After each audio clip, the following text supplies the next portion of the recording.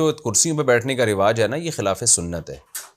نبی صلی اللہ علیہ وسلم نے بیماری کے ایام میں زمین پہ بیٹھ کے نماز پڑھائی ہے، تو اس لیے جتنے بھی معذور لوگ ہیں نا، ان کو چاہیے زمین پہ بیٹھیں۔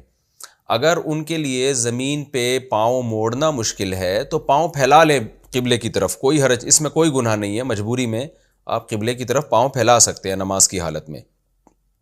تو زمین پہ بیٹھیں اور پاؤں قبلے کی طرف پھیلائیں۔ اگر معذور کے لیے زمین پہ بیٹھ کے کمر کا سہارا ضروری ہے تو ایسی کرسی لے لیں جس کے پائیدان نہیں ہوتے نا، اور وہ کرسی زمین پہ لگی جاتی ہے، تو وہ رکھ لیں زمین پہ۔ یہ جو پائے والی کرسی ہے نا، یہ ہے گڑبڑ، اس سے صفیں بھی ٹیڑھی بنتی ہیں، یہ خلاف سنت بھی ہے۔